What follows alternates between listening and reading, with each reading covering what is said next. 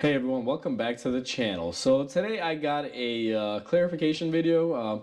I made a recent video that actually I believe rolled out this week that was basically regarding why I don't show my diagnostic process. And to be honest with you, some people were going on there because apparently I'm not a mechanic and I'm not confident and I don't know what I'm doing. And I thought it was a good topic, so I figured let's kind of hash it out because I just filmed another clarification video that will be out shortly after this one. So make sure you check that out. That one was a sizzling topic where the commenters went a little bit crazy there. But either way, let's get into why I don't show my diagnostic procedure on there and kind of replying to everyone out there that kind of got it misconstrued. Now, before we go ahead and do so, if you haven't subscribed to the channel, hit the subscribe button down below. Definitely smash the like button because it helps the channel out. And with that said, let's go ahead and get started on today's topic. To really get into this video, let's go over what the comment section was saying, why I'm making the clarification video. The common theme for people that wanted to talk smack, which I'll be honest with you, I was surprised people were, even commenting like this. I thought people would get the point of what I was trying to say in the video. But basically the gist of it was you are not confident in your diagnosing skills, so that's why you don't show it, or you suck at diagnosing and really don't know how to do it. And the third point was people saying that you don't diagnose, Mike, you just go on the YouTube or the Google and replace parts. That's how you diagnose. And I'll be honest with you, I hate to let everyone down. None of those are really true. If you guys kind of look back to my channel, I would do I guess you can call them diagnostic videos along with repairs.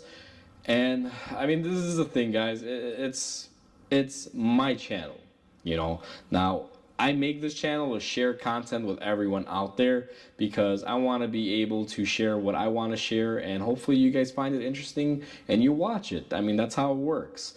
So it has nothing to do with any of those things that I just stated. And I mean, I'll be honest with you, it's hard not to feel some sort of way about it when you hear that from people, because I feel I have a lot of good solid content with a lot of knowledge and information, and showing people how to fix their vehicles. And I'm proud of my videos. Now, they may not be the best studio effect videos. I mean, I'm just a guy with a camera and a laptop, and basically share my videos out there on what I do.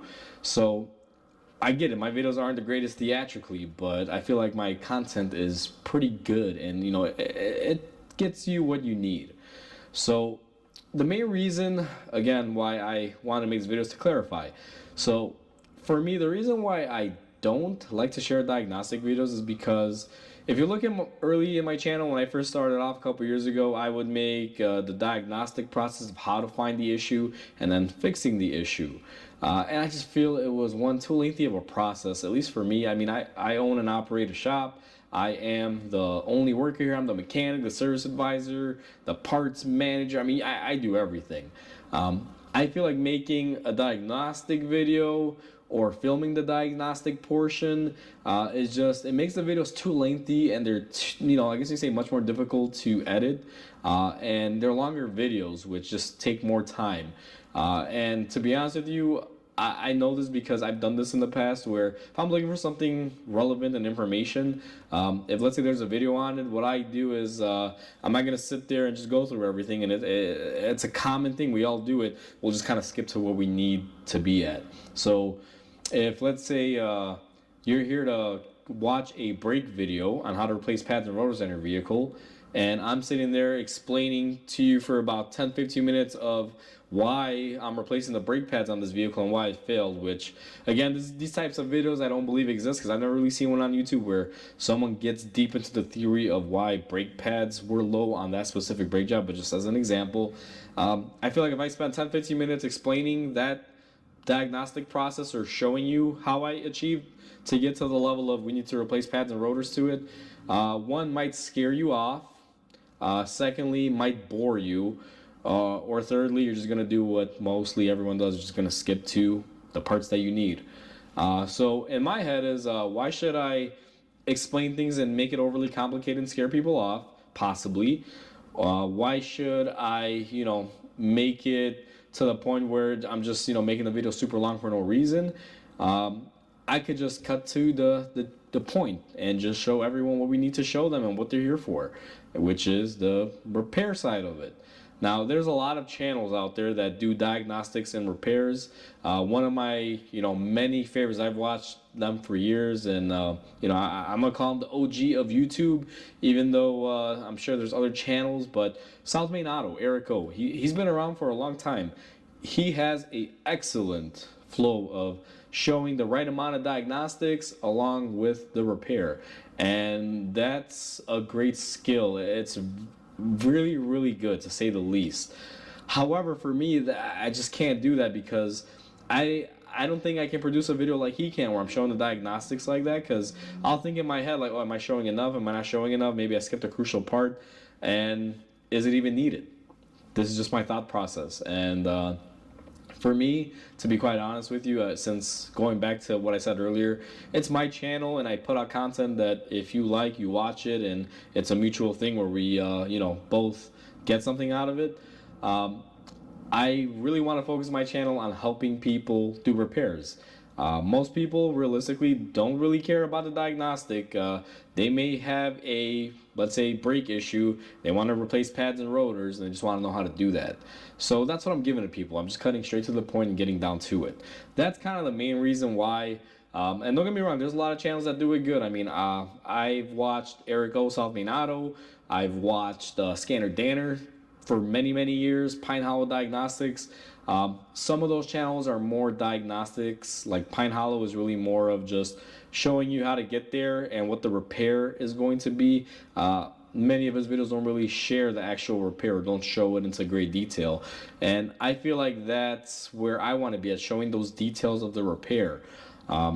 Because this is what I like to, I'm not even saying that's what I like to, because I wish I could give more info, but it's just, that's what is allowed to me with my life and the way everything works with me, with having to work, go home and have family time and everything.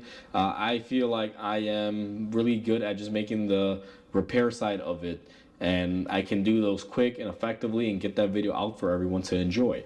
And those are my strengths. And I've never really seen a lot of people say I'm gonna work on all my things that I can't do really good. People always really will focus on strengths, and that's kind of what I'm doing with my videos. So hopefully that can kind of cover it for most everyone out there. Like I said, channels that can do both and make it really well videos, like those channels that I mentioned, I mean, kudos. I've been watching them for years and I absolutely love it. They make great content, and till this day I watch all those channels. I'll be honest with you, I've been watching Eric O for years, since I was a teenager, since I started working on cars, and I don't believe I've missed a video yet. Great content, absolutely love it. But anyway, from that note, aside from that, another thing why I don't really want to make diagnostic videos is because I mentioned it a lot, and I'm going to mention it again.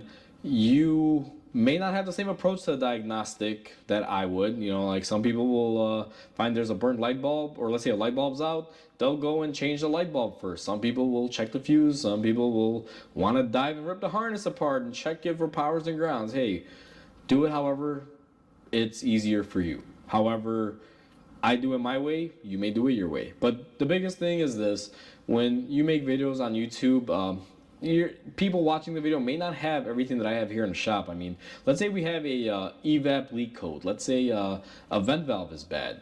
Now, typically for me to diagnose that, I would hook up my scanner, read the codes. Now, my scanner is a pretty expensive, it's like a $4,000 scanner that has bidirectional control. So I can scan, it can read data, it can give me a lot of data values, and I can even control the circuit or the item that we're working with. I can choose to open or close that valve and test it that way.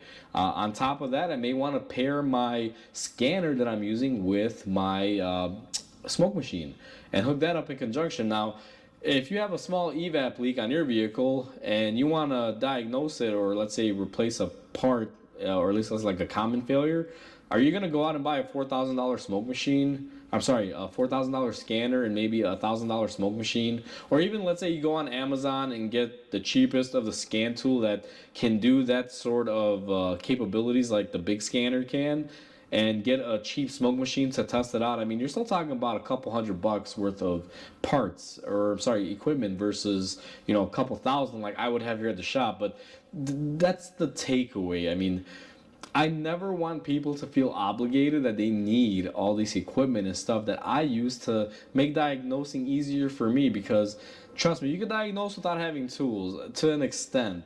You don't necessarily need a smoke machine to fill up the system with smoke. You can find other creative ways.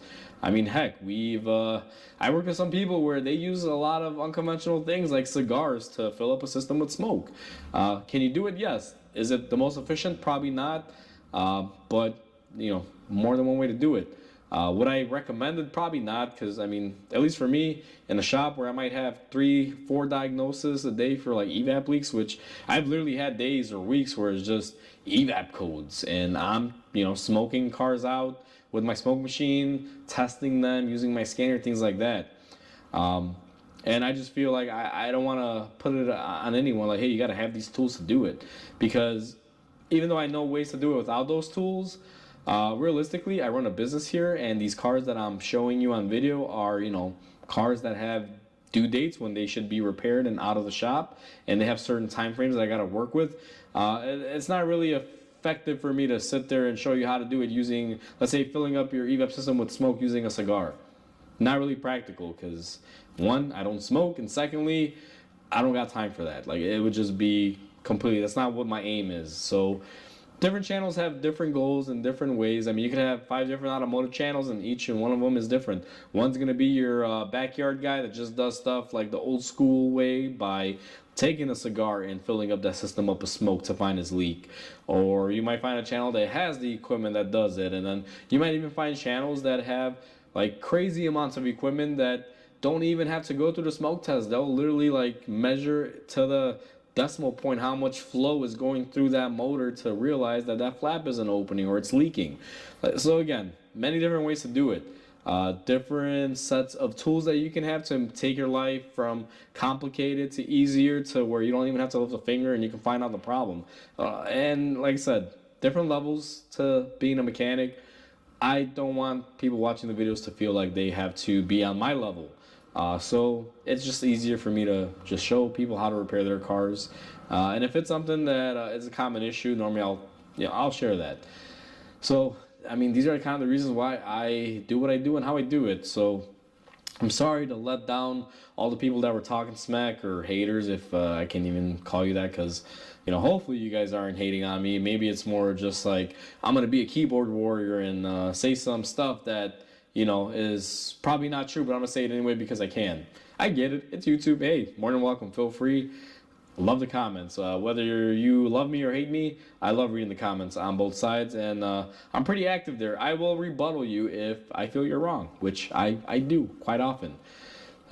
With people that are on there just trying to talk smack or stir up the pot negatively.